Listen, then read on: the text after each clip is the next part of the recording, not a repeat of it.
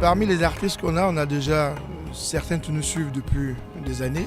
Donc on va de la Suisse, en Italie, en passant par la Côte d'Ivoire, le Congo-Brazza, un artiste aussi niçois, parce qu'on est quand même à Nice, il faut aussi mettre les artistes niçois en valeur. Donc c'est vraiment des artistes au sens large du terme. Voilà.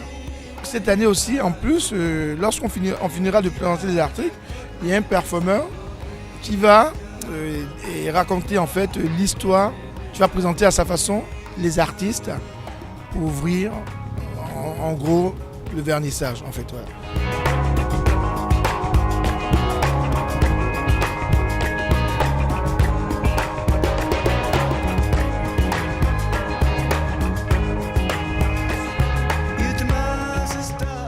L'objectif de départ, quand l'association a été créée en 2009, l'idée était de réunir tous les professionnels de la diaspora, principalement, et intégrer aussi d'autres personnes, d'autres chefs d'entreprise, d'autres personnes, comme le disait Hervé, de haut niveau professionnel, et de créer des interactions entre ces différents membres. C'est-à-dire moi, par exemple, j'ai une société de sécurité.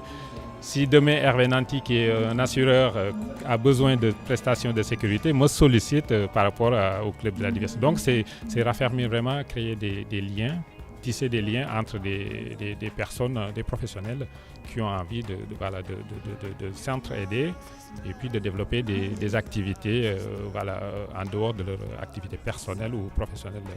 On organise aussi des conférences pour débattre sur des thèmes qu'on définit à l'avance et puis on essaye de regrouper un maximum de personnes d'horizons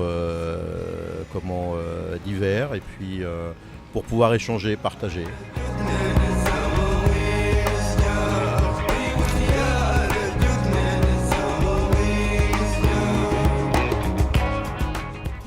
Non, je ne vais pas dire réalisatrice, je suis tout. Tous les moyens et supports possibles pour s'exprimer, je les utilise. Comme le support de la diversité de ce soir. Exactement. C'est aussi le pourquoi j'ai choisi cette vidéo.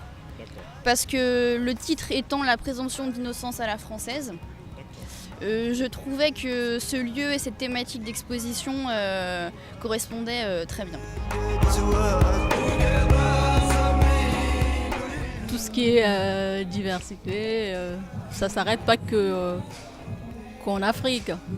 C'est toutes les cultures, on retrouve toutes les cultures dans le club de la diversité. Pascal, il nous amène à travers son œuvre culturelle à une sensibilisation des populations africaines surtout. Donc il s'est dit, tiens, il faudrait que je puisse sensibiliser les Africains au développement durable en recyclant ces déchets électroniques qui seront jetés et pourront créer des problèmes sanitaires.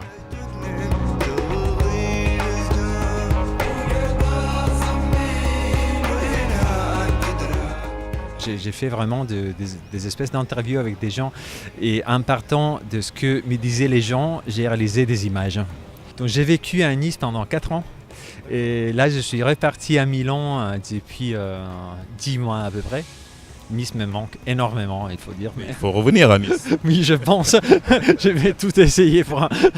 Mon vrai rôle dans ce mouvement, on va dire que j'ai fait à peu près tout dans le mouvement, que ce soit pour rameuter du monde ou pour promouvoir l'association elle-même et nos différentes activités. J'espère que l'exposition vous a fait plaisir et que vous avez pu rencontrer les différents artistes.